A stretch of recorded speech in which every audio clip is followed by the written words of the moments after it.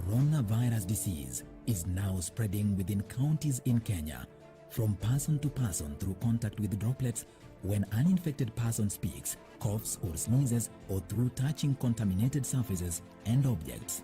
Anybody with a weakened body immunity has a greater risk of contracting coronavirus disease.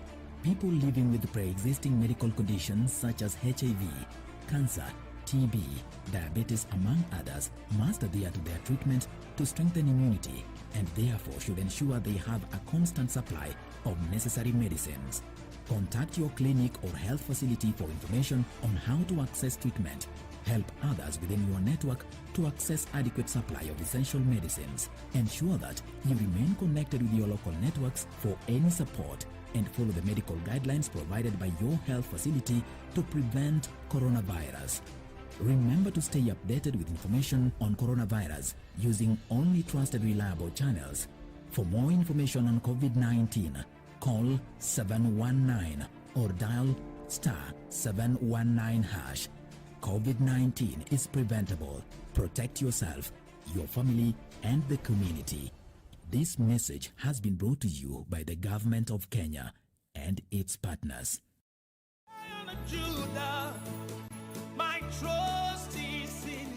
Jumapili hii kwenye runinga ya KBC, ungana naye Askofu Michael Wanderi wa kanisa la Christian Foundation Fellowship Kiambu kuanzia saa 1 hadi saa 2 asubuhi. Ningetaka nikwambie, our Jehovah God, because the Bible says he is the same yesterday, today and forevermore. He is able to take you to a place of abundance. He is able to take you to Rehoboth in the name of Jesus Christ. Kipindi ni neno la neema, ukiletewa naye Askofu Michael Wanderi wa kanisa la Christian Foundation Fellowship Kiambu.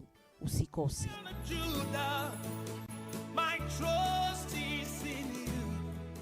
Ili kupata skiza tune hii ya jitume mwenyewe kwa simu yako, bonyeza *811 *963#.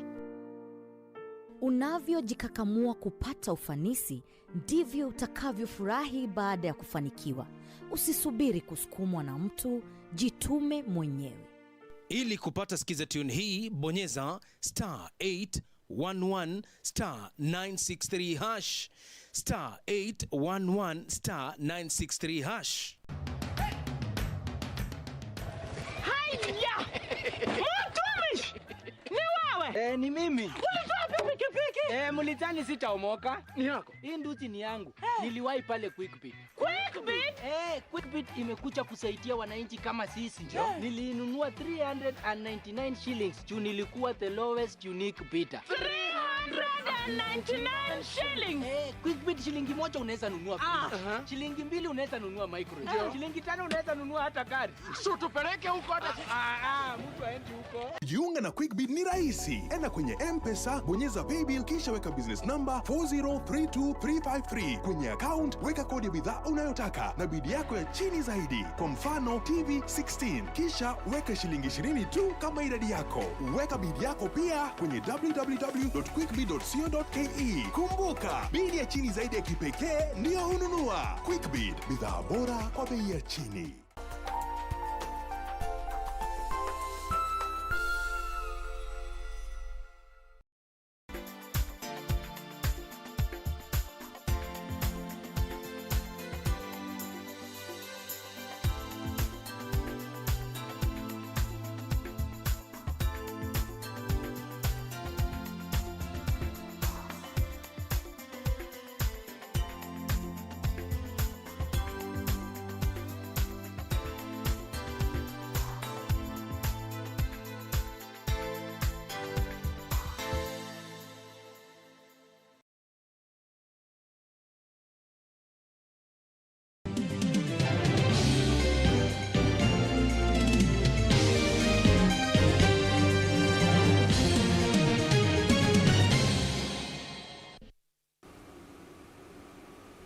Well, a very good evening to you. We sure hope that you are keeping safe wherever you are, ensuring that you're sanitizing wearing your masks and maintaining social distancing. Remember that the third wave of COVID-19 is on and you ought to keep safe for you and your loved ones. Welcome to Business Insight this particular evening.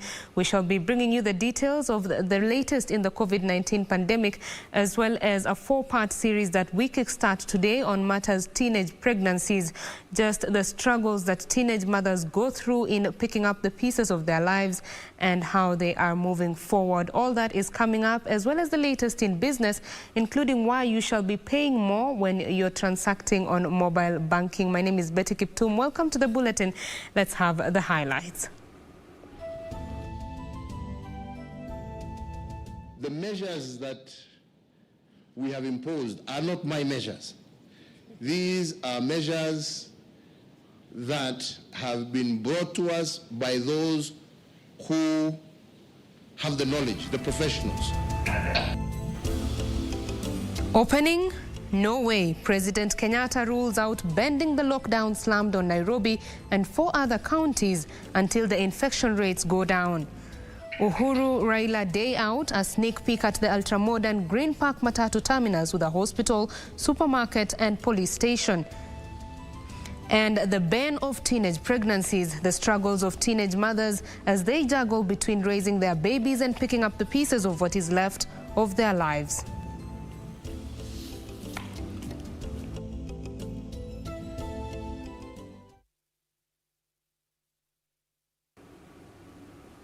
I am Betty Kiptum and Lucy Moura is my colleague on the sign language interpretation.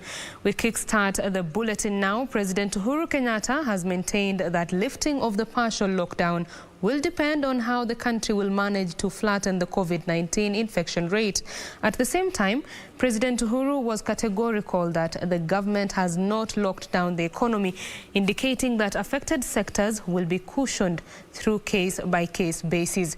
This comes as former Prime Minister Raila Odinga announced that he has tested negative of COVID-19 after 3 weeks of managing it. Residents in the 5 counties marked as a red zone in the wake of the COVID-19 third wave will have to be more deliberate in flattening the infection curve if restrictions on movement are to be lifted. Briefing the press at State House after touring infrastructural projects in Nairobi and Kajiado counties, President Uhuru Kenyatta said the infection rate is worrying.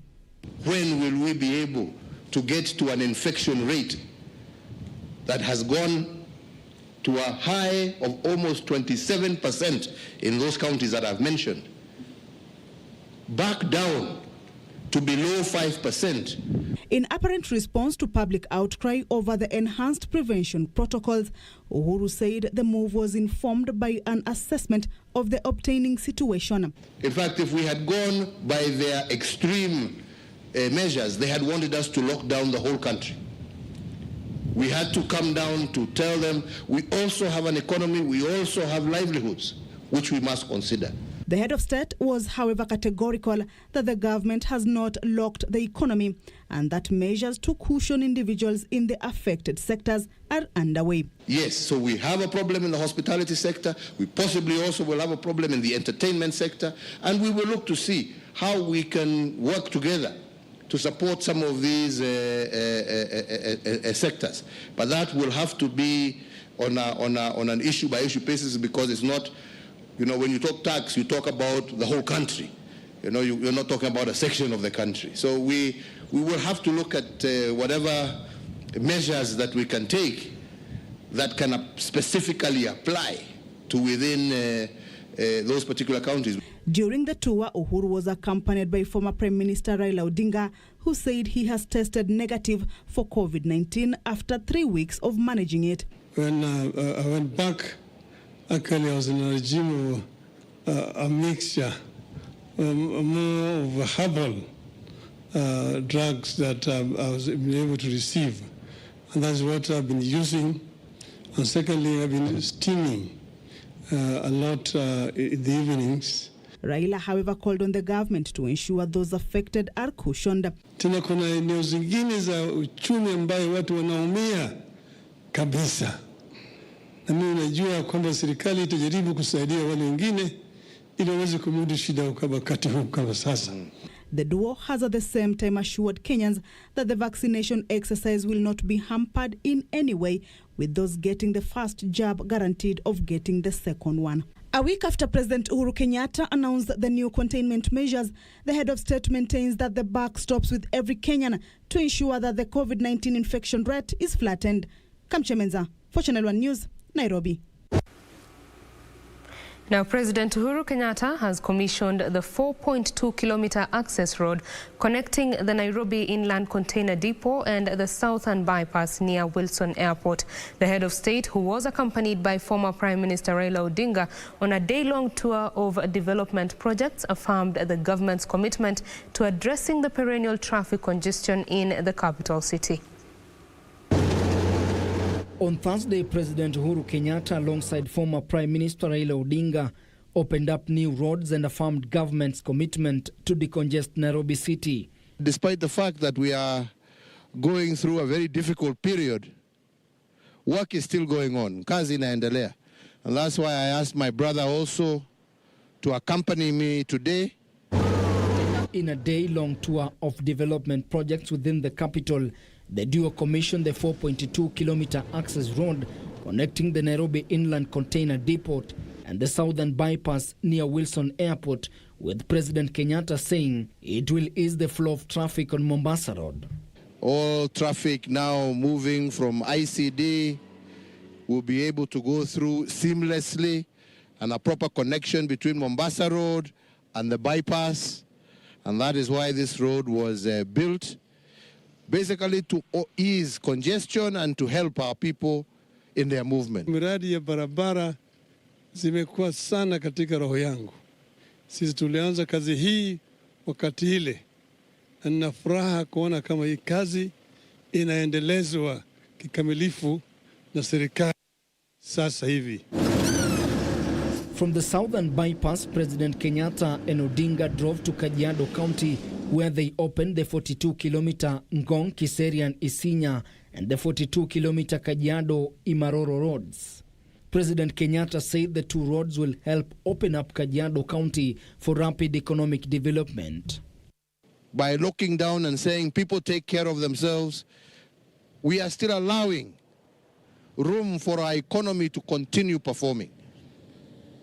All we are saying is that let us work, but at the same time, keep safe. So I want to congratulate you, Waziri, and your team, that despite the very difficult period that we are in, you are still continuing with the work that has been assigned to you. Earlier, the duo toured the Green Park bus terminus in Nairobi, which is being constructed by the Nairobi Metropolitan Services. A new Level 2 hospital has also been constructed at the ultra-modern terminus. Currently 90% complete, the terminus will accommodate other modern amenities, including a restaurant, a supermarket and a police station.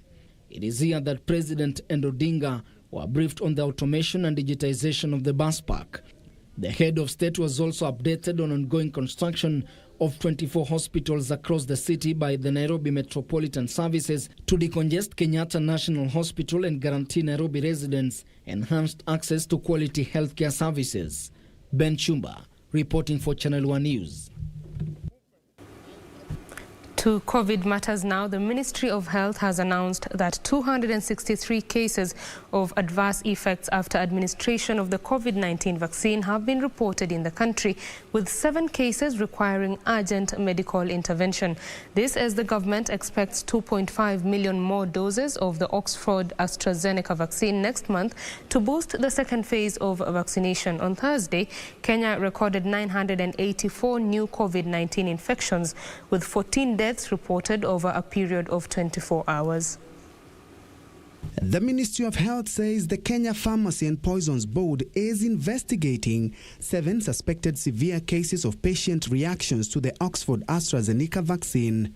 Under the Pharmacy and Poisons Board, 263 adverse events following immunizations have been reported. Out of those, only 7 are suspected to have been severe and will be investigated or are undergoing investigations. And our process is such that once they are reported to the Pharmacy and Poisons Board, we have a Vaccine Advisory Safety Committee. It then reviews to see whether it was linked to the vaccination exercise or not. So far, 263 people have reported experiencing adverse effects after getting the jab. 800,000 doses have been dispatched countrywide, 314,000 are remaining at the national level, and 261,500 at regional level. In the sub-county stores, there are 138,000 doses of the vaccine. Other health facilities have received 406,500 doses. The government is engaging other stakeholders, including the Africa Union, to acquire more vaccines as it aims to immunize 26 million Kenyans by June next year. The government is exploring ways of increasing vaccine supply through engagement with partners like the African Union and also direct bilateral engagement with vaccine manufacturers. Meanwhile, 984 new cases of COVID-19 were reported from a sample size of 5,318 tested in the last 24 hours. The total cumulative cases are 135,042 with a positivity rate of 18.5%. 1,557 patients are admitted in hospital, with 161 in ICU and 12 in the HDU. 14 more people lost their battle, increasing the total number of fatalities to 2,167.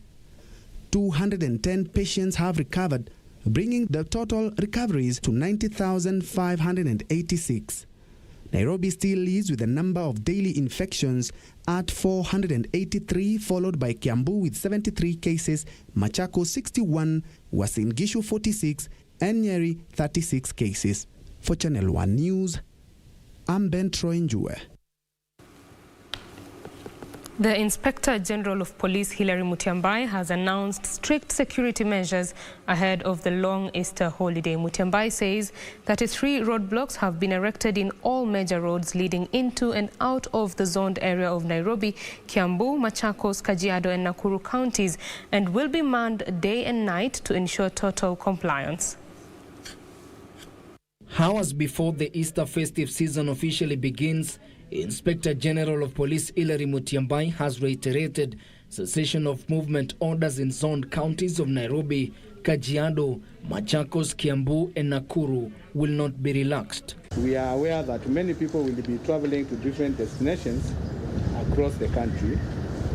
We urge those within the zone area of Nairobi, Kiambu, Machakos, Kajiado and Nakuru counties to exercise caution and to remain around, exempt for essential services providers. In a press briefing, Mutyambai assured Kenyans of heightened security during the Easter holidays, even as he urged members of the public to cooperate with the police officers as they enforce the law and the Ministry of Health protocols to contain the spread of COVID-19.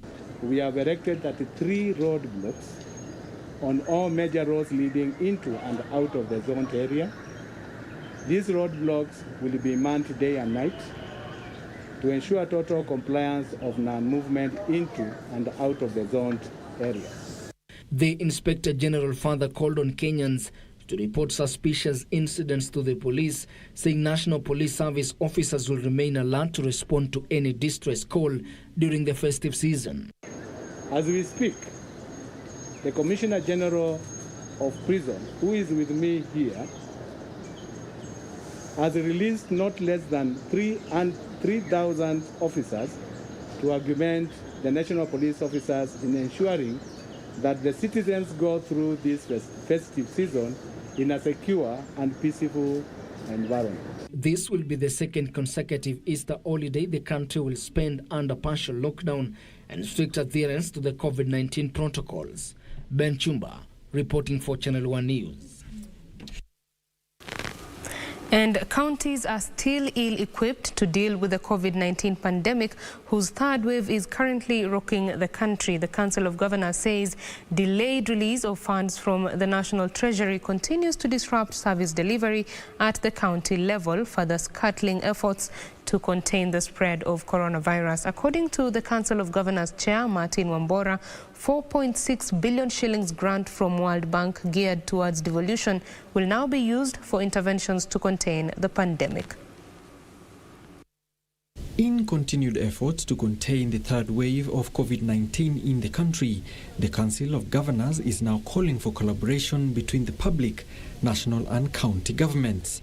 Council of Governors Chair Martin Wambora says the devolved units are running on empty financially and have no option but to divert funds from the World Bank to the fight against the pandemic. We want to divert the money, which was 4.6 billion, which was available by the World Bank for Kenya Devolution Support Program for purposes of containing the COVID-19 third wave. That will go a long way in containing this vicious wave. The COG at the same time is concerned by what it terms as a lack of commitment by the National Treasury to release equitable share to counties, hence compromising service delivery. The National Treasury releases our share of allocation on time, without delays, as it has been the case, and as it is still the case at the time of this press conference. As of now, counties have not received funds since December. So we have 3 months outstanding, January, February, and March. Wambora said county governments are taking every measure to curb the spread of COVID-19 and urged Kenyans to remain vigilant and take the necessary precautions. The COG and the Ministry of Health have formed a joint intergovernmental health committee which will be coordinating COVID-19 issues, which will cover, among other things, 1, financial support by our development partners, harmonizing various donations of medical equipment and other related donations in order to ensure they are compatible and they are readily available and affordable.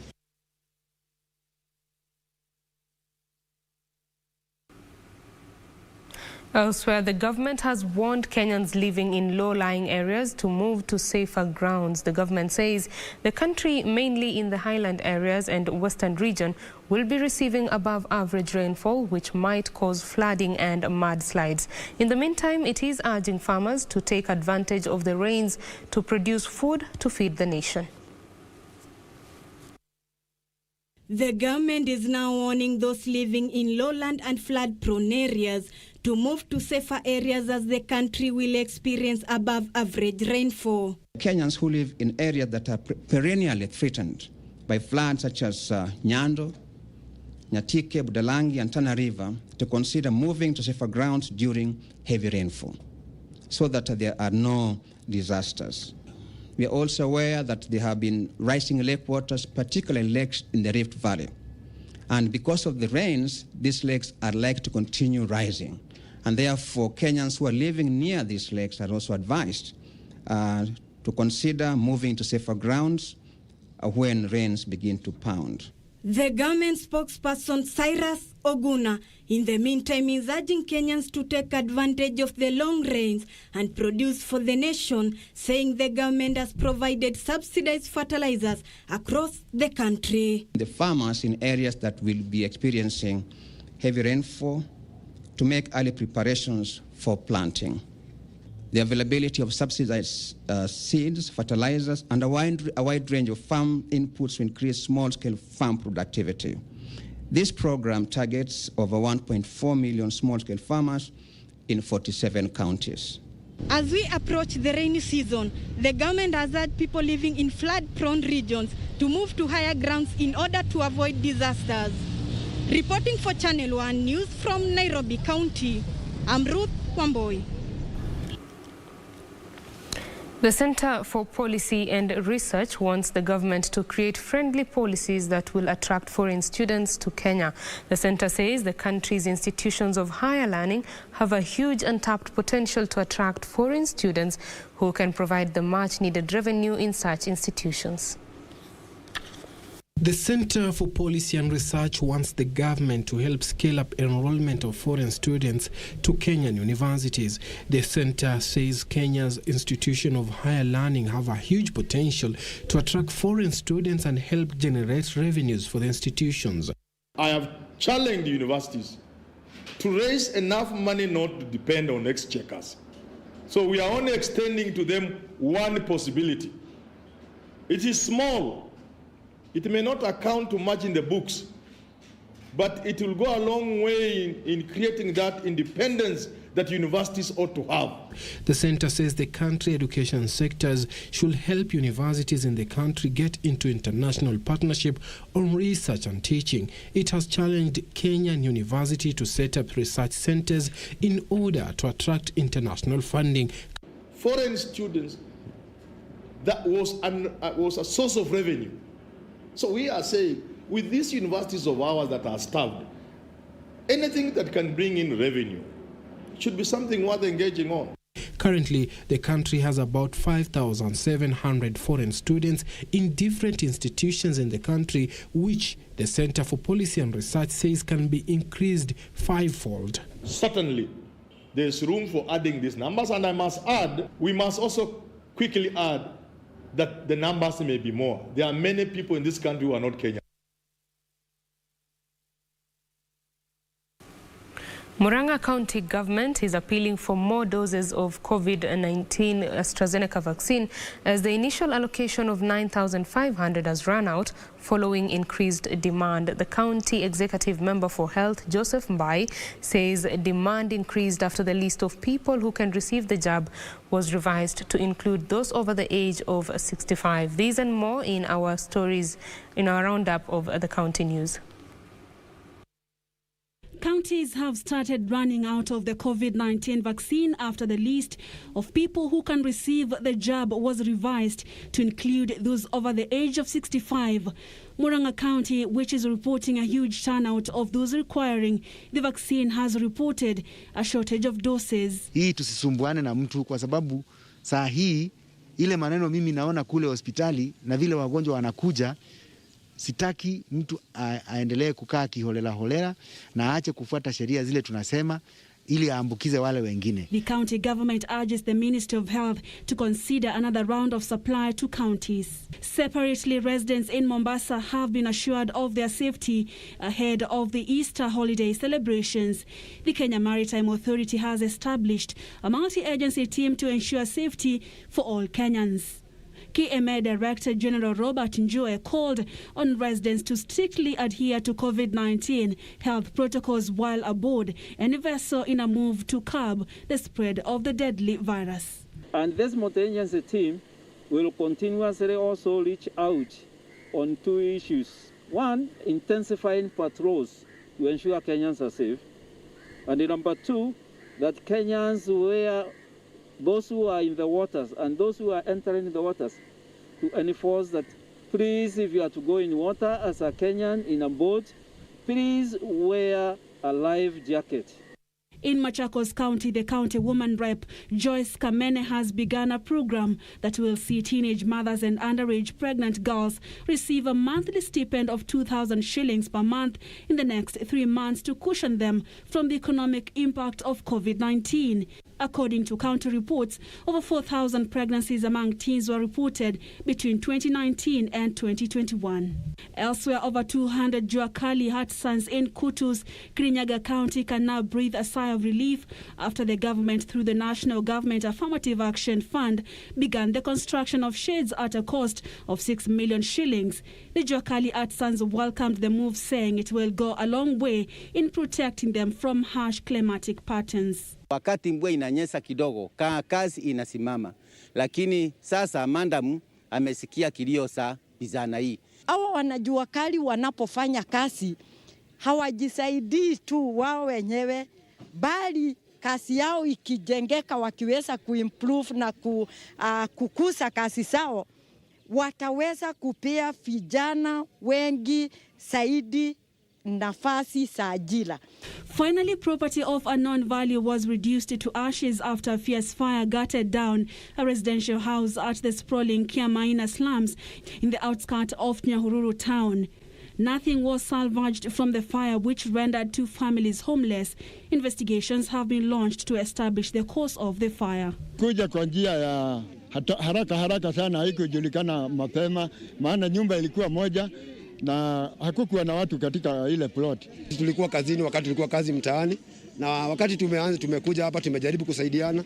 Kuna vitu zenye tumejaribu kuokoa kwa plot zingine, lakini mahali moto ilikuwa imeanzia ama mahali moto tunaona chanzo za moto mahali imetoka, hakuna kitu hata moja tumejaribu kutoa huko ndani, sababu moto ilikuwa kubwa na watu wameshindwa na kuitoa.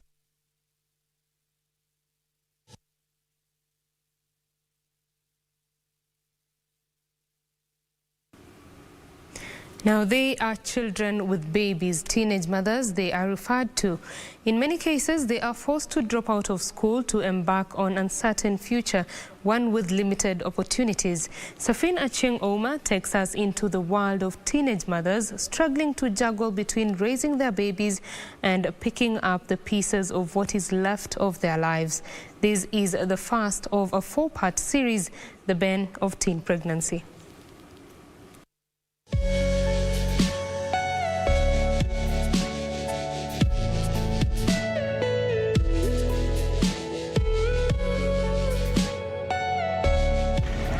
I am in Bungoma County, a county that has been listed among the top counties leading in the cases of teenage pregnancy in the country. It escalated during the COVID season. That was the time we reached the peak and the height. We actually had about 6,000 cases plus. Those are the ones which we managed to capture. Even these teenage pregnancies that we already have in the facility, those are the ones that came. We are not sure how many more are in the villages. Meet 15-year-old Tessie, not her real name. Tessie was robbed of her childhood by a person a child would ideally look up to, her head teacher. Mwalimu akaniita, akaniambia nimpelekee kitabu ya kamusi. Nilifika kwa darasa nikachukua nikampelekea. Nilimpelekea, nikaniuliza tunaweza ukanipea yako, nikanyamaza tu sikumjibu. Akaanza kunishikashika matiti. Alafu akanisukuma na akafunga mlango na akaniangukia. A rape incident that left her pregnant and confused. Kwa nikachukua mtoto nikapeleka hosi. Pili nilipeleka hosi, daktari akaniambia mtoto yako kuna mimba. Kweli nilistuka. Nilisikia vibaya. Sikuwa nataka. Nitarajia tu nisome. Siwezi fanya kitendo kama hiyo. Reluctantly, she coped.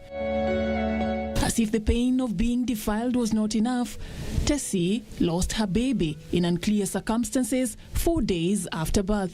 Mimi nilikuwa nimetoka nimeenda toilet. Kurudi napata tu anapiga ndera. Nilikuja kumwangalia. Kufika tu kwa mlango na analala. Mimi nikajua tu amelala. Tessie may not have a child to raise today, but she is nursing a wound that has refused to dry, with her long traumatic journey that appears far from over, a journey to seek justice. Niende wapi? Kweli. Mwalimu angejua anataka kutubadilisha daa ama anataka urafiki mwingine, hata angekuja mimi mwenyewe. Mimi ndio huyu kulika aende kwa mtoto yangu mtoko kama huyo. Sasa mtoto amekaa nyumbani bila kuenda shule, mtoto alijifungua, maiti yako ako mochari mpaka saa hii. Mimi ningetaka ashikwe na apewe adabu. Asifanye mtoto wenyewe kitendo kama hicho. Please let our policemen investigate correctly in any defilement cases that are taken. Because if they hide evidence, they record the wrong statements, we don't get up getting justice for these defiled children and defiled girls. Several kilometers away from Bungoma in Kisumu County, we visit another home in Seme Sub-County. We share a light moment with these playful twins. They are 1 month shy from marking their first birthday. The two are their mother's source of smile. Msichana ndio mkubwa anaitwa Jacqueline Akinyi, alafu huyo kijana ndio anamfuata anaitwa Gordon Onyango. 14-year-old Nora, not her real name, introduces us to her twins. She got pregnant after sitting for her KCPE examination 2 years ago, but had to shelve her ambitions to join Form 1 to fend for her bundles of joy after their father, a close relative, jilted her. Ile wazazi wangu waliniuliza mwenye alinipatia mimba, nikawaambia. Wakienda kumuuliza kakataa ati sio yeye. Saa zingine nakata kuni nauza, tunakula nayo. Saa zingine mama wangu pia ananitumania pesa kidogo, tunatumia.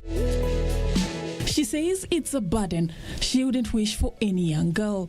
Ningeambia wasichana wangekuwa mimi, sana wasichana bado wanasoma. Tafadhali waachane na mambo ya boyfriend. Boyfriend wanadanganya watu.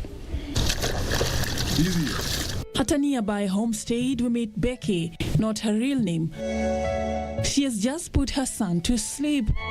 Time now to embark on chores. Inabidi umeamka saa 11, hata saa 11 unakuja unajitayarisha, alafu unakuja ndio unaamvisha tena. Saa zingine imeshafika time ya kwenda shuleni. Amekataa yeye, bado analia, hata anataka maziwa. Alafu kwa masomo sasa huwezi soma usiku. Kama unakuja mimi ndio nimekuja napika. Mimi ndio pengine nikishapika yeye pia ako hapo na mbadilisha usiku analialia. Becky is among thousands of teenage girls who got pregnant during the long school break occasioned by the COVID-19 pandemic. Mwezi wa 5 ndio nilikuwa nimegundua kwamba siwezi attend. Hasa venye niligundua hivyo, nilienda nikanunua ile test kit, nikapima, nikapata niko na mimba. In Kilifi County, which ranked high in the cases of teenage pregnancies reported during the COVID-19 pandemic, we sought to speak to young mothers about their experiences. Nilipopata mimba, nyumbani tayari watu wako hawajui tuseme. Mpaka nilipoanza kukua kubwa, watu wakaanza kujua. Walivyojua marafiki na wakaa, yani marafiki, yani hanichekeki kawaida, kila mtu yani wanitenga hivi. Nikipita njiani ndo wananiangalia, wananisema. She was also jilted by her lover and regrets adding another burden on the shoulders of her grandmother, who took her in when she lost her parents. Alikataa. Sasa nyangu akaamua tari tuachane naye, sema atakana mtoto na mimi niweze kurudi shule. Her story resonates with that of this 19-year-old girl, whom we shall call Naomi. With her baby tucked to her back and a jerrycan of water, literally depicting the challenge of balancing between being a child, a mother, and a student. Tulishikana na kijana mwaka wa 2017, kufika mwaka wa 2018 kashika ujauzito. For the last 3 years, Naomi's efforts to get child support from her baby's father have been fruitless. The tales of these teenage mothers exposes the vulnerabilities that girls from poverty-stricken families often go through, that often give sex predators an opportunity to win over them in their power plays. Reporting for Channel 1 News from Nyamaroko village in Seme constituency of Kisumu County, I am Safin Aching Oma.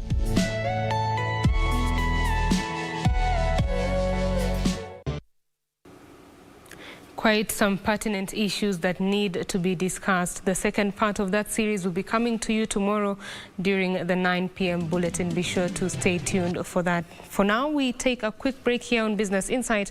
We will be back with more news, including the latest in business news. Stay with us.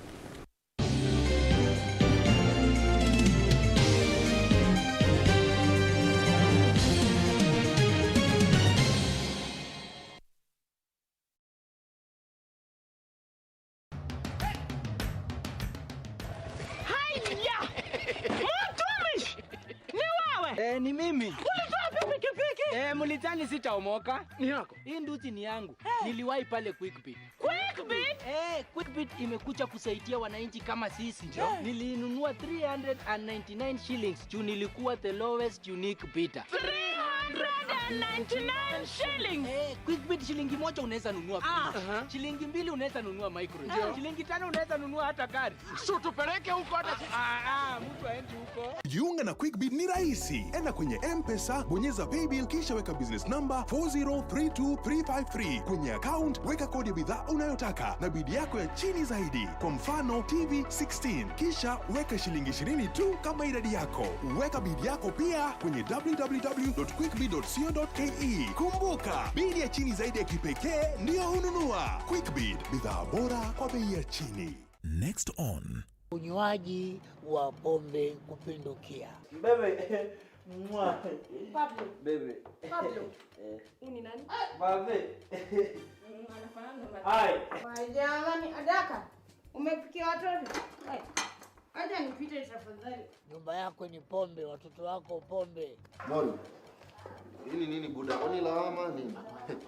Sana unakujaje hapa na yuni? Wauzia wanafunzi wa shule pombe na huo ni ungwana. In 2009, I set out to make a film about Lance Armstrong's comeback year. Lance, how are you feeling? Nervous, but that's good. I wasn't naive about past doping allegations. Never tested positive. They think he has. He didn't. But I couldn't help but root for the old pro. If I win again, they can't say that. They cannot. But you can, but... I certainly was very confident that I would never be caught. The gift that he has is his gift as a storyteller. A cancer survivor overcoming the disease comes back and wins. Yeah, they liked that. Not worth the chair that you're sitting on. You crossed him, you were doomed. There are people who have really been ruined. Lance wanted to humiliate Frankie, and he wanted to get back at me. From that point on, I was shunned, banned from everybody, and a lot of people, would look at me, shake my hand. This is not a story about doping, it's a story about power. And the story became hanging on to that power.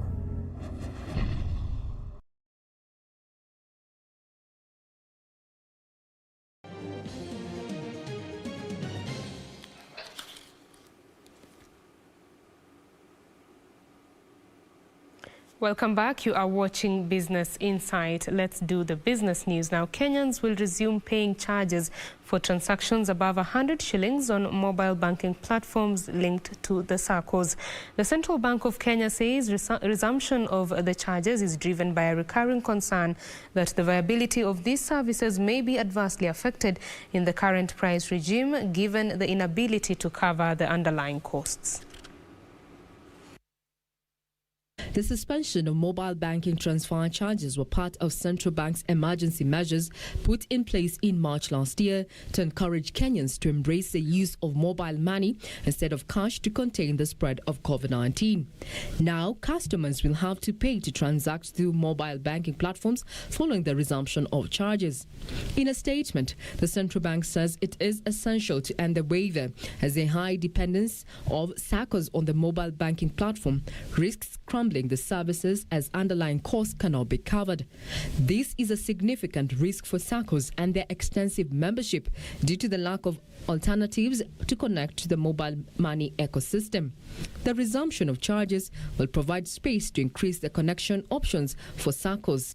The Central Bank says resumption of the charges will be subject to its review against the pricing principles of customer centricity, transparency and disclosure, fairness and equity, choice and competition, as well as affordability. Thursday, Cooperative Bank revised its M-Corp cash wallet tariff, charging between 20 shillings to 50 shillings to transact between 101 shillings to 70,000 shillings. In a statement, Cooperative Bank of Kenya said the rates have been heavily subsidized to ensure that there is enhanced value for our customers and also key SACCOs that have implemented the digital banking platform countrywide. Inter-counter transfers and SACCO charges will also cost 20 shillings. Now, Impact Investment Fund Eco Business Fund has provided 1.1 billion shillings to Cooperative Bank of Kenya for lending sustainable agribusinesses that promote sustainable use of natural resources and help in mitigating effects of climate change. Coop Bank CEO Gideon Muriuki says the new funding provides financing that is structured to suit the financing cycles of agriculture, which employs 75% of the rural population. Agriculture is the backbone of the Kenyan economy, contributing 34% of the country's gross domestic product. However, commercial lending to the agricultural sector remains low, which limits the ability of producers and processors to invest in sustainable production practices. Coop Bank CEO Gideon Morioki says the investment will provide the much-needed financing for businesses to enhance sustainable measures in their agricultural practices, particularly in light of the challenging operating environment created by the COVID-19 crisis. Through the funding, the Eco Business Fund and Cooperative Bank are seeking to offer the necessary credit to sustainably certified agribusinesses such as those in the coffee, tea and horticultural sector, which are Kenya's main agricultural exports. The two institutions hope that by financing green measures such as solar and hydroelectric installations for tea factories that reduce reliance on fuel wood and cold storage solutions that reduce post-harvest losses, this will boost sustainable production practices. In a statement, Dr. Jens Mackensen, chairperson of the board of directors of Eco Business Fund, said, and I quote, "Only by providing tailored financing to the agricultural sector, a key driver of economic activity and sustainable development in Kenya, can we collectively promote green finance with the goal of generating positive environmental and social impact." Alan Aoko, Channel 1 Business. The Agricultural Finance Corporation has disbursed 1 billion shillings to women in agriculture in its 3-year Women Affirmative Access Window program. Speaking during the inauguration of the corporation's new managing director, George Kibui, the firm's company secretary, Rose Ochanda, said the program is part of the parastatal's strategic plan that seeks to broaden financial inclusion in the agriculture sector. The Agriculture Finance Corporation has disbursed 1 billion shillings in the last 9 months from their 3 billion shillings Women Affirmative Access Window program. The corporation says appetite for loans among women engaging in the agriculture value chain has been high in recent years. Working closely with UN Women to ensure that women are well trained and they are able to take up agricultural activities efficiently, and not only efficiently, commercially. The lender says despite the disruption the COVID-19 has had in the agriculture value chain, AFC loan book has been growing as more farmers invest in the sector. As many farmers, particularly in those areas where seasonal credit is normally required, because some farmers were hit by droughts and we had to handle them that way. AFC is seeking 110 billion shillings from development partners to realize its 4-year strategic plan that focuses on financial inclusion and mechanization of agriculture. We want to be able to reach out to each and every farmer wherever they are across the country. In this case, we'll be looking at remodeling our product offering. Currently working with IFAD, particularly around guaranteeing farmers who are excluded by way of collateral through guarantee funds. AFC new managing director George Kibui says the parastatal will continue restructuring farmers' loan on a need basis to cushion them from adverse effect of COVID-19. Benson Riopa reporting for Channel 1 Business. And the revamped port of Kisumu is now facilitating efficient supply of petroleum products across Lake Victoria from Kisumu to Uganda and Tanzania. As Steve Maina narrates, the port is offering a new economic lifeline to the region and boosting business ties in the East African Community trade bloc.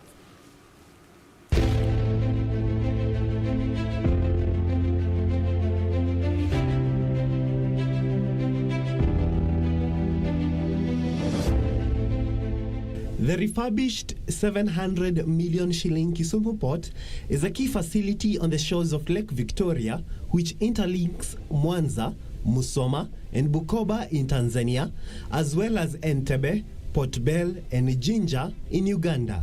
Tulianza na kujenga ile hii gati ambapo Uhuru inasimama ikibeba mizigo, tukairekebisha, tukaenda ile gati ndogo ambayo inapokea meli ndogo ndogo ambayo zinatoka Mwanza na zingine zinatoka Port Bell.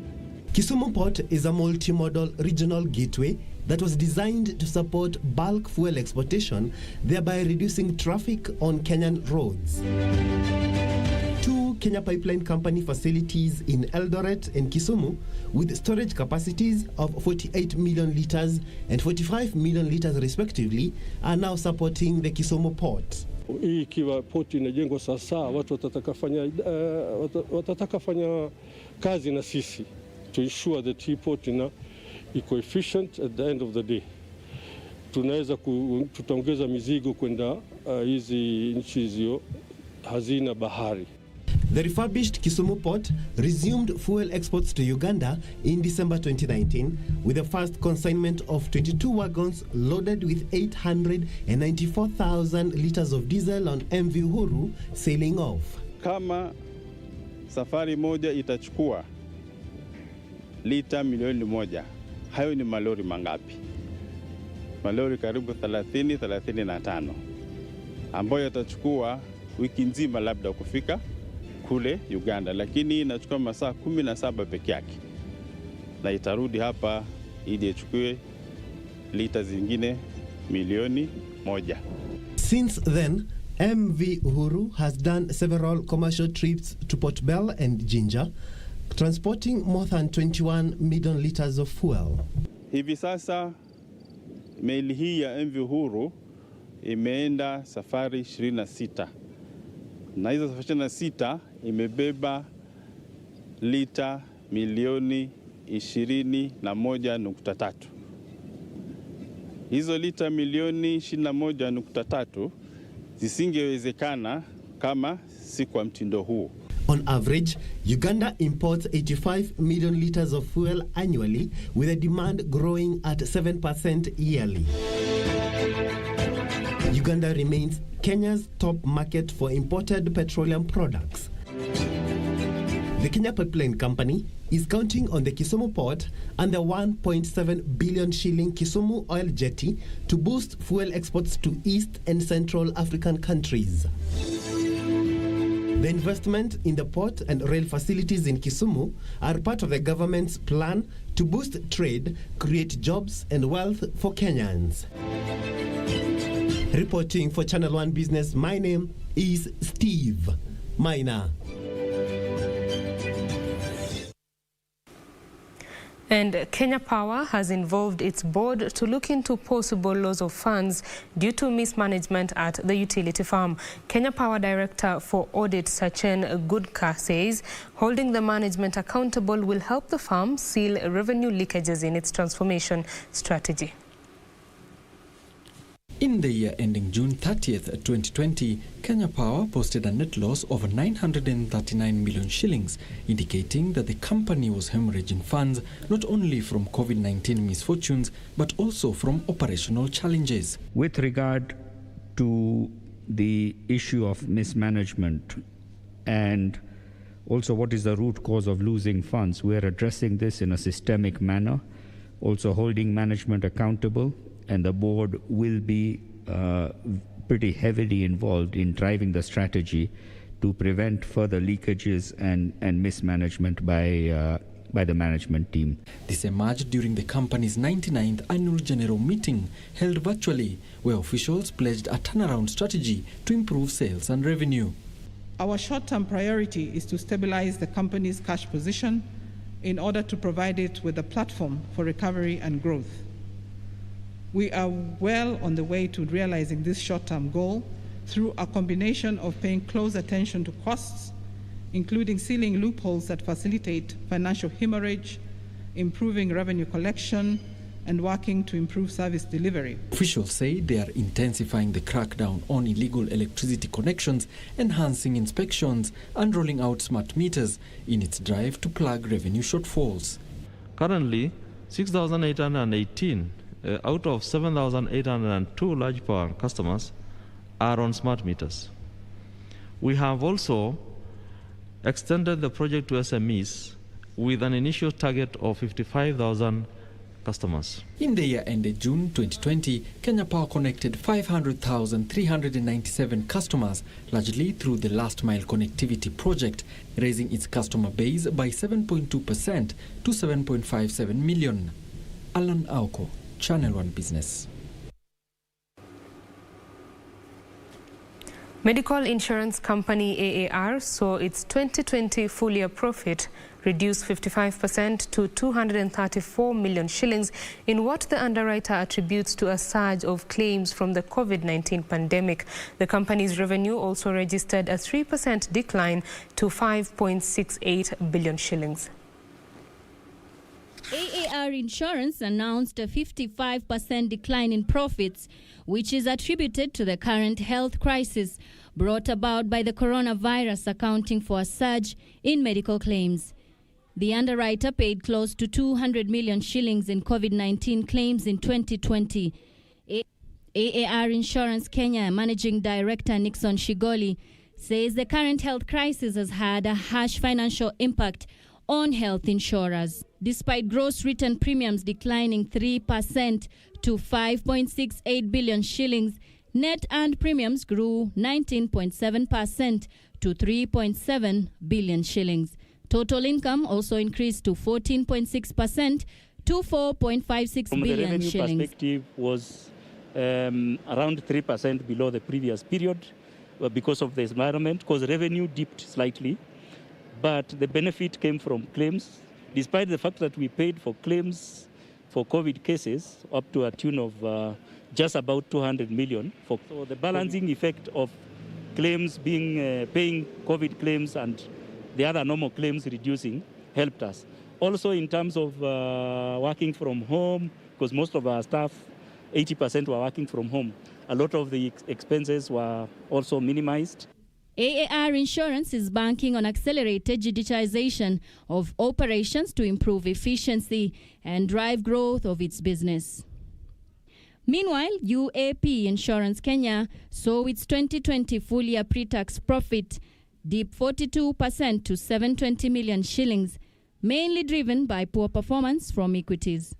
The firm says in 2020, equities recorded one of the worst performances worldwide as foreign investors withdrew capital flows from the market, fearing a market collapse, leading to significant reduction in the security prices traded at the Nairobi Securities Exchange. Gross written premium increased 13% to 10.6 billion shillings, while the net earned premiums increased 8%. Net claims payables increased 5% in line with business growth. The claims ratio improved from 67% in prior year to 65% in 2020.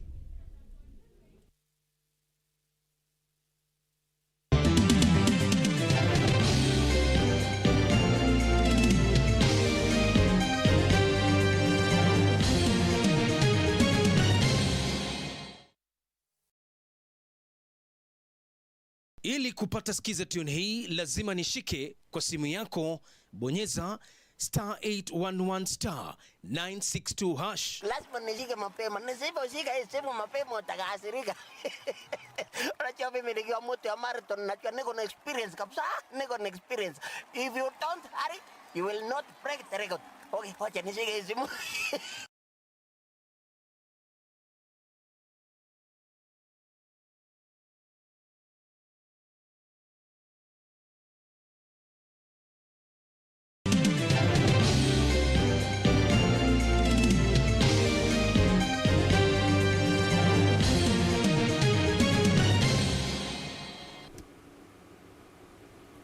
Thank you for staying with Channel 1. You are watching Business Insight. Now, the rollout of the COVID-19 vaccine is likely to reduce the negative impact of the COVID-19 containment measures announced last week. This is according to the National Bank of Kenya's head of Treasury, Forex and Sales, Robert Githiri, who says the vaccine has given hope to businesses and investors that COVID-19 is likely to be contained soon. Our reporter Regina Manyara talked to Githiri about the likely impact of COVID-19 pandemic on the economy. Take a look. Good evening, you're watching Business Insights and I'm Regina Manyara. So what are the economic projections after this particular new COVID-19 measures? To take us through this conversation is none other than Robert Githiri, who is the head of Treasury, Foreign Currency Trading and Sales at the National Bank of Kenya. From where you sit, Yeah. What has been the impact of that particular address? The first thing I'd like to say is I don't envy the position that the president is in. In a way, whether he put down the lockdown measures or he did, he was doomed if he didn't, and he was doomed if he did. So he made a choice. It was a difficult choice. I'm sure he's very aware of what the economy is going through.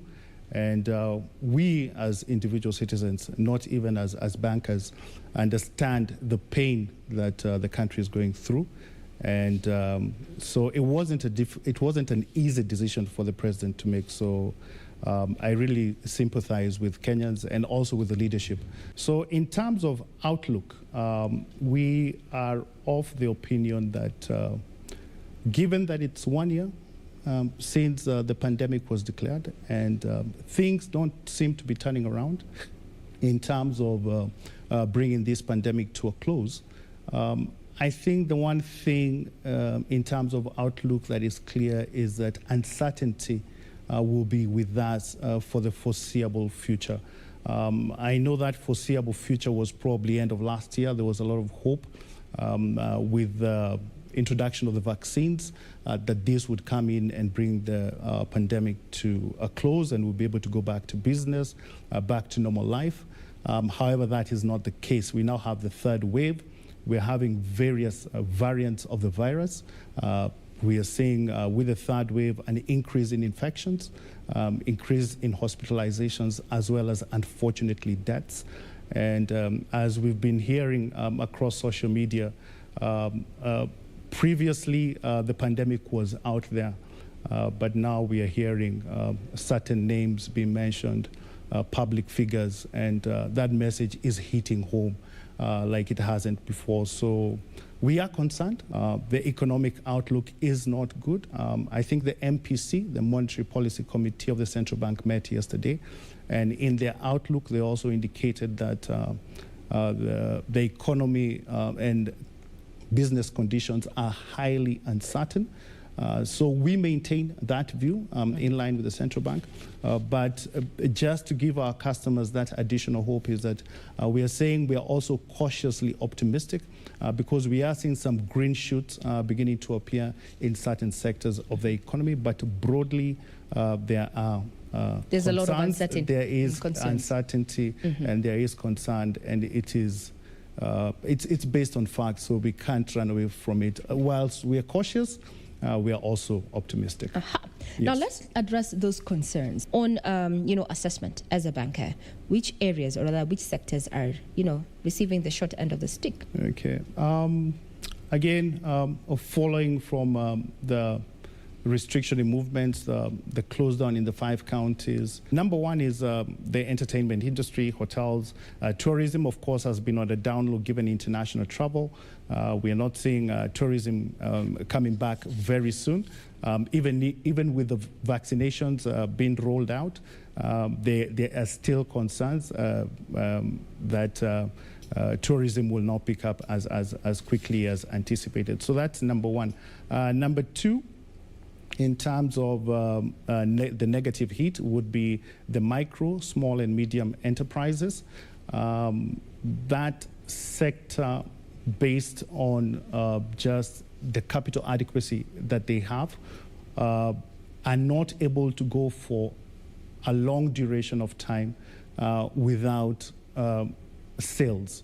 So as a result of the lockdowns, these cottage industries and kind of family businesses, individual-run businesses, I think will also take a massive hit, given the fact that they don't have a lot of depth in terms of the capital outlay that individuals are able to put up as they start a business. So startups, the informal businesses, the import-export businesses that we see in River Road, Kenyans going out to China, to Hong Kong, to Turkey to bring wares to sell back at home. I think those industries will also take an inordinate shock from the measures that have been announced. So those two sectors, I think, would be was hit. Yeah. Okay.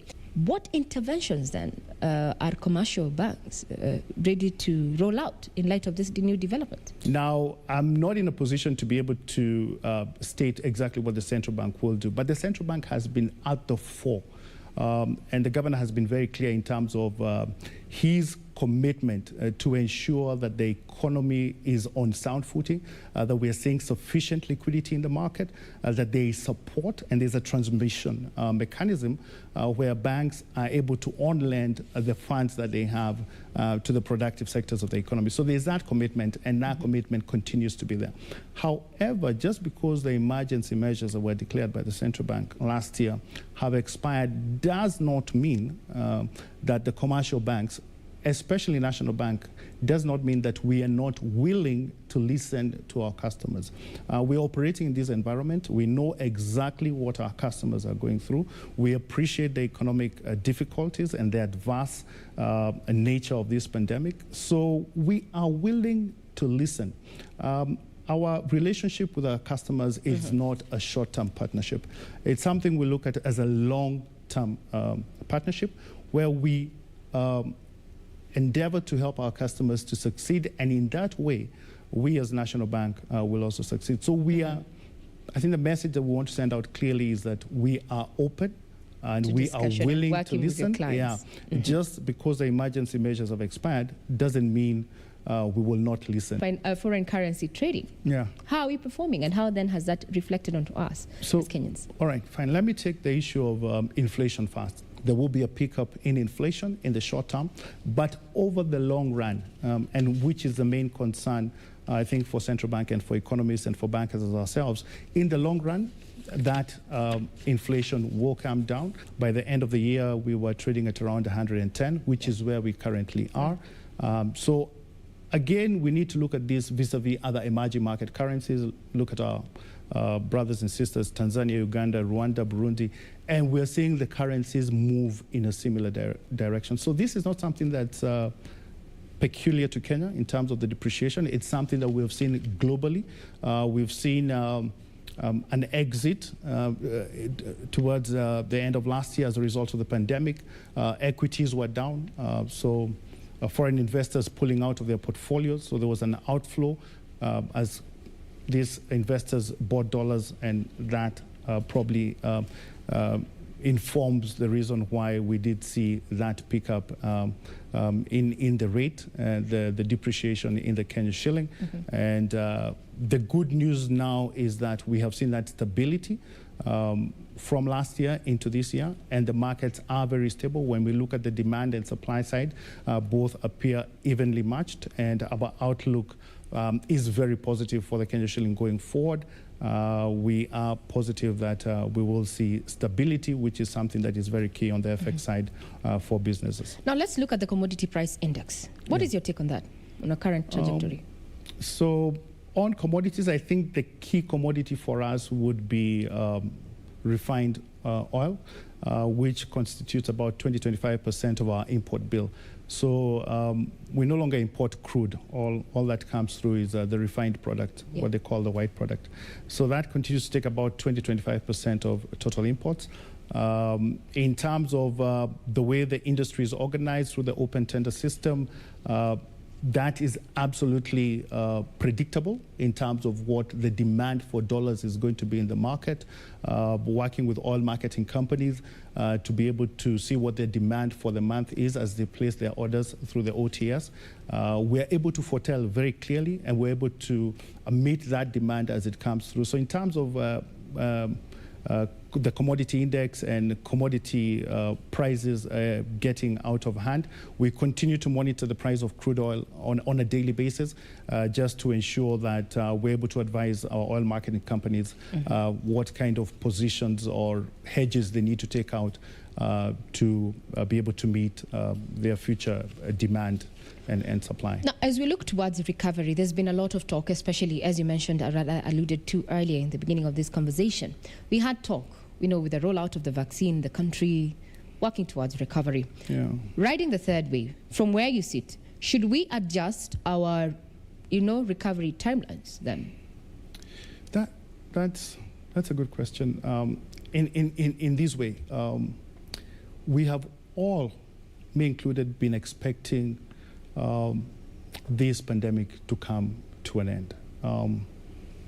It's March. It's 1 year since it was declared a pandemic. I think the logic here dictates that we begin to accept that this is probably the new normal, that this virus is not going away. I think the more we insist that it's going away, I think that we're not able to deal with the things that we need to do. The realities. Yeah, with the reality of life. The fact of the matter is it's 12 months down the road. This is the third variant.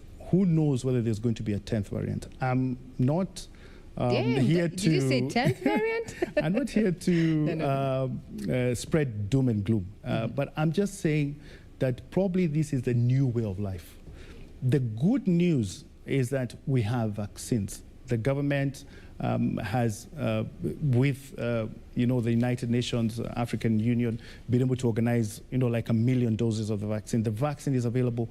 We are seeing Kenyans turning out in large numbers yesterday on the news, following the leadership also setting the trend and the tone.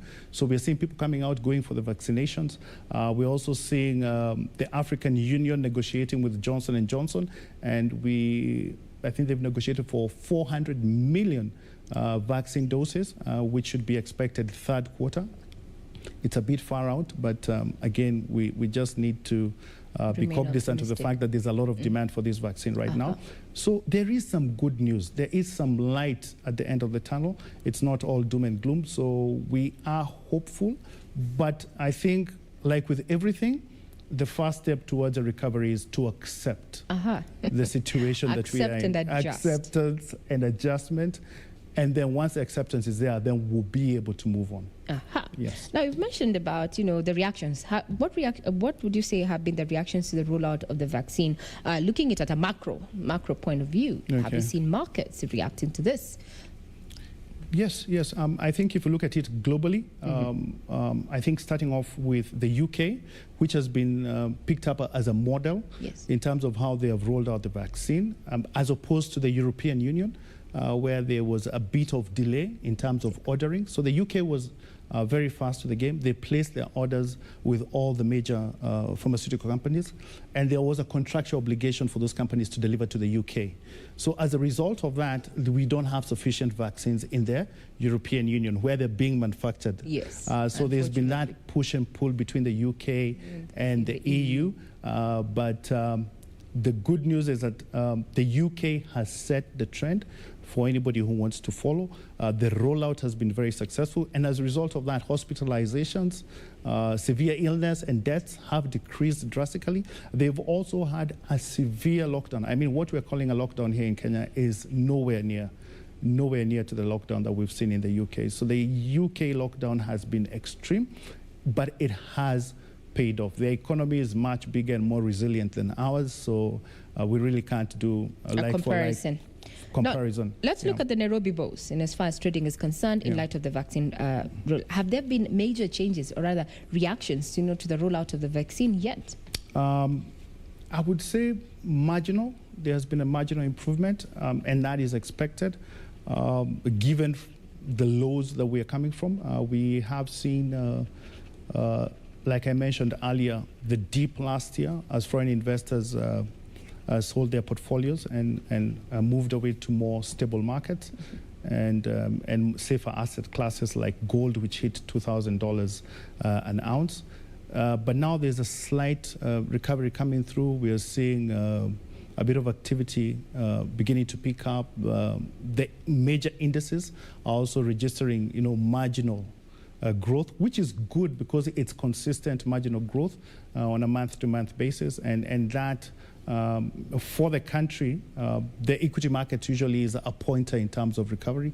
So every time that moves up, it's just sending signals to us in the markets that we are on a recovery path.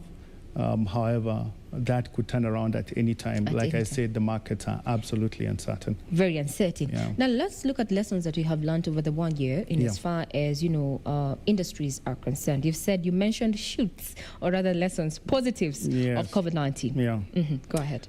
So where have we seen some positive reaction coming out as a result of this? Because with every negative, there has to be an equal opposite. There's always, like they say, yes. A silver lining. So for us, I think the biggest and the most resilient sector has been agriculture. And agriculture, again, is big. I think constitutes about 20-25% of the Kenyan GDP. So agriculture has been resilient.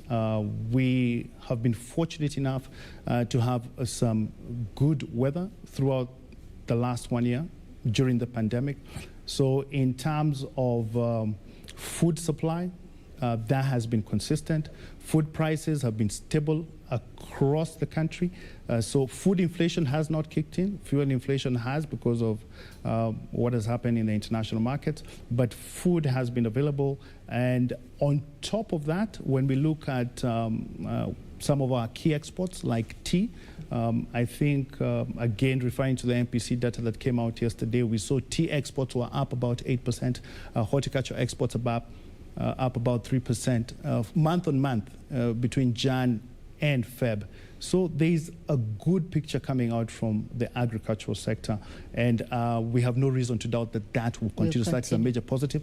The second bit is construction, and that is evident for anybody to see. Just take a drive around Nairobi, and there's construction upon construction. And I keep asking my colleagues in construction, you know, this industry seems to be blooming, aloof to the pandemic. They don't seem to be aware that the pandemic is going. I think maybe it has to do with it being a long-term investment. It's not something that you just get into. What would be the key deviations of this particular budget in comparison to the 2020-2021 budget as we come to a close? I don't see a major deviation from previous budgets. We, as a country, have undertaken massive projects, and we need to continue to finance those. So that is a reality on the ground. The issue for us as NBK Treasury is that, and the key thing that we're looking at is always, we're looking at the deficit. So government always, with a budget, is setting out ways to collect revenue and putting in place an expenditure program in terms of how they're going to do that. So normally you would have the expenditure always outruns the revenue. We have seen challenges in terms of revenue collection, which is expected given the adverse economic conditions that have been caused by the pandemic. So KRA probably not able to deliver on the set targets given that situation. So we anticipate that the projected budget deficit is going to be larger than expected. If you look at the budget for last year, the deficit was around 494 billion shillings. The government is on track to meet that borrowing program for last year, which is good news. However, this year, we could see that budget deficit probably approach the 10% level because we have commitments as a country that we have already gotten into. And we need to ensure that we continue to finance those projects to fruition, get them up and running, and so that the economy can begin to bear the fruits of some of these mega projects that the government has undertaken. Very well said. August this evening has been the head of Treasury trading, or rather that what you call head of Treasury forex currency trading and sales at the National Bank. That is none other than Robert Githiri there. The agriculture sector might just be the windfall that Kenya's economy is going to rely on post-recovery and even as we continue riding the third wave. I'm Regina Manyara. You've been watching Business Insights.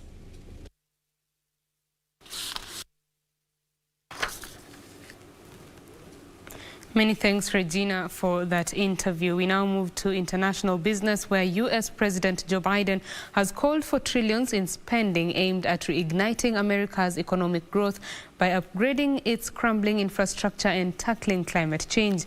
The $2.3 trillion proposal would direct billions to initiatives such as stations for electric vehicles and eliminating lead water pipes. Details of these and more in our international business roundup. Biden's second multi-trillion-dollar legislative proposal in 2 months in office sets the stage for a partisan clash in the U.S. Congress, where members largely agree that investments are needed but are divided on the total size and inclusion of programs traditionally seen as social services. Coupled with his recently enacted $1.9 trillion coronavirus relief package, Biden's infrastructure initiative would give the federal government a bigger role in the U.S. economy than it has had in generations, accounting for 20% or more of the annual output. Meanwhile, Google is changing its work-from-home policy as it looks to get more people back into its U.S. offices. The tech firm will only allow employees to work from home for more than 14 days a year if they apply for it. Google will continue its current work-from-home arrangements until 1st of September, but will allow people to return voluntarily from next month.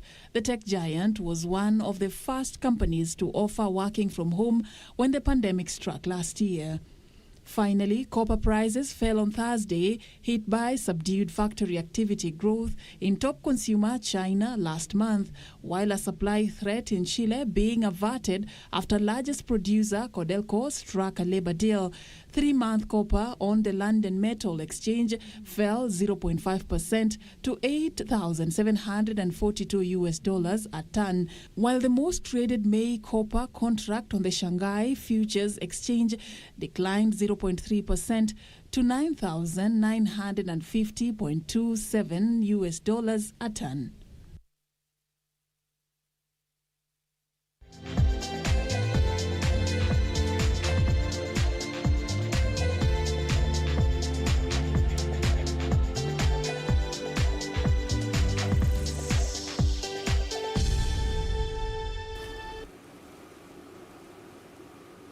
Let's do the sports now. Ahead of the World Rally Championship in June, Naivasha Sub-County Hospital has been identified as the first emergency response center for participants of the global event. The hospital ICU will receive medical and staff support from the organizers of the championship set to be held mid this year. This WRC medical team toured the sub-county hospital today to identify areas where they would offer support before and during the event. This comes just weeks after every marshal of the event undertook 3 trainings to ensure that they are well equipped and confident to carry out their roles effectively during the rally to be held on 24th to 27th of June this year. Kenya ran a WRC candidate event in 2019, but the difference this year will be the elaborate preparation given the global status of the fabled event. There will be 1,200 people who will be working closely. That's where the medical center will be, that's where rally control will be, service park will be. 1,200 people means that if there's any incident, it'll be us at rally control that see how bad the accident is. I'll be able to see the G-forces, the deceleration, and to give you an idea of the type of injury that is likely to happen. We'll take the discussions further from today to see how else we can improve whatever requirements that they require, so that we can boost what the county has done, not the hospital is doing for itself, so that we're able to offer the services as well for the World Safari Rally.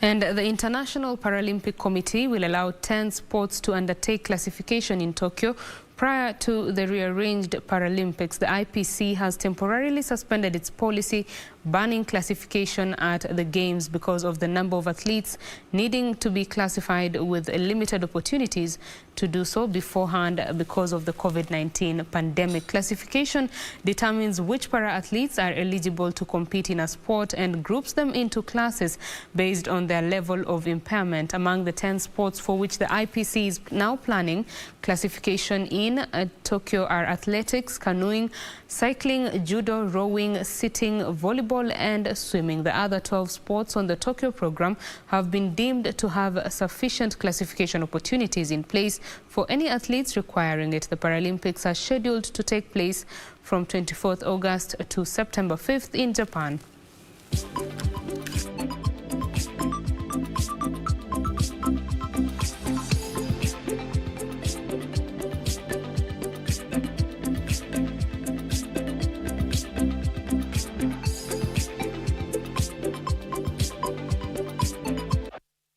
Real Madrid captain Sergio Ramos is set to miss both legs of the UEFA Champions League quarter-final against Liverpool after suffering a calf muscle injury. The 35-year-old Spanish defender picked up the injury while on international duty. Real Madrid face Liverpool on Tuesday, 6th April and Wednesday, 14th April, either side of El Clasico with Barcelona in La Liga.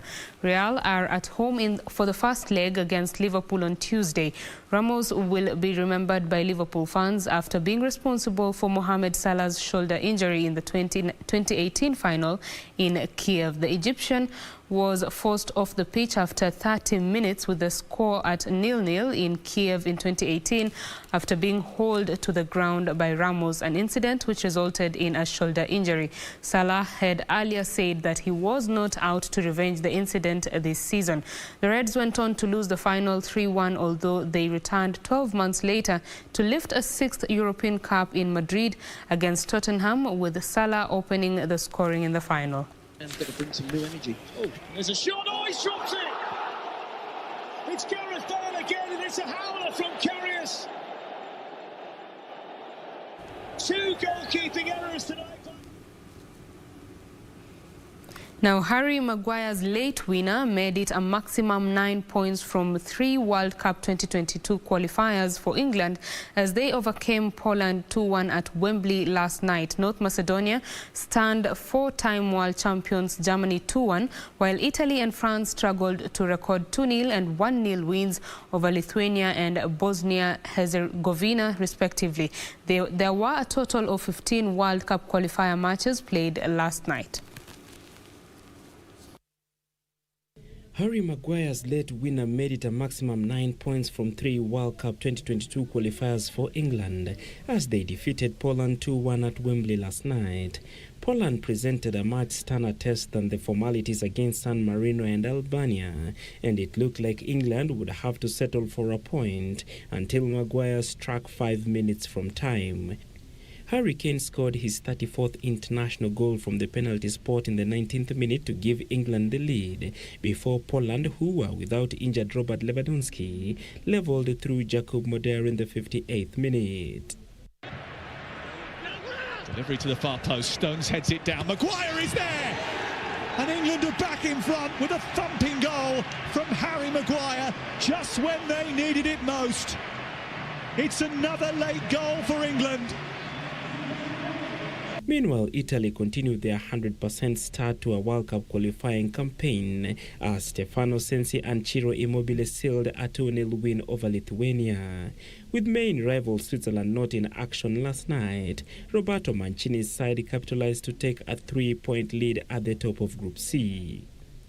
North Macedonia stunned 4-time world champions Germany as LGF Elmas' late goal secured a shock 2-1 win, while Antoine Griezmann's second-half goal was enough to give reigning world champions France a 1-0 victory against Bosnia-Herzegovina. Armenia defeated Romania 3-2. Liechtenstein lost 4-1 to Iceland. Greece drew 1-1 with Georgia. Spain defeated Kosovo 3-1. Northern Ireland and Bulgaria played to a goalless draw. Ukraine also drew 1-1 with Kazakhstan. Denmark were 4-0 winners of Austria. Moldova lost 4-1 to Israel. And Scotland thrashed Faroe Islands 4-0 in the other matches played last night.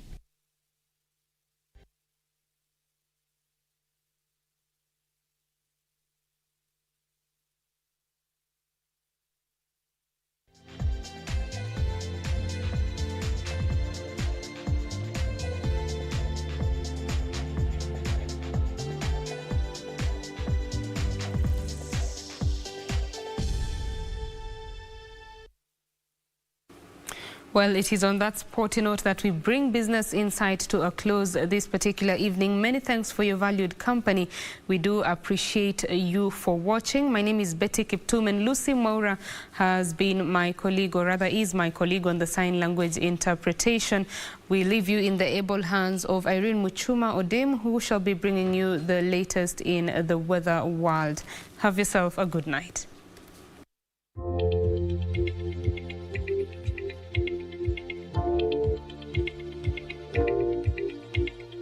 Good evening and a very warm welcome to Channel 1 Weather Updates. My name is Irene Mchuma Odem. Weatherman says there will be strong southerly winds of 12.5 meters per second in the county of Turkana and the larger coastal region Friday. As for tonight, most parts of the country have been covered with partly cloudy conditions, but there are scattered wet conditions in the county of Nairobi and counties around the region. The Lake Basin region is tonight experiencing showers accompanied by thunderstorms. Tomorrow, there will be rains in Kisumu, Narok, and Kitale during the early morning hours. This, as much as the Lake Basin region and western parts of the country, will largely experience sunny intervals. The northern parts will be sunny tomorrow morning. The coastal strip will experience scattered wet conditions, and this will affect Lamu, Mombasa, and Malindi. The capital, Meru, Nyeri, and Machakos will, during the morning hours, experience cool and cloudy weather conditions, and these will be characterized with light rains. And in the afternoon, we'll see showers in Meru, Machakos, Nyeri, and Nairobi, and also over the northeastern parts of the country, but these will be over a few places. The Lake Basin region and western sector will largely experience showers accompanied by thunderstorms, which will affect Kisumu, Kakamega, Bungoma, Kisii. The coastal strip will experience scattered wet conditions. The highest temperatures across the country will be experienced over the northeastern parts of the country. Mandera will experience highs of 38 degrees Celsius. As much as there is a possibility of showers in the county of Garissa, the region will experience highs of 38 degrees Celsius during the afternoon hours. And the capital tonight will experiencing highs of 16 degrees Celsius. Let's now cross the borders and have a look at the international forecast. Good night. See you tomorrow. God willing.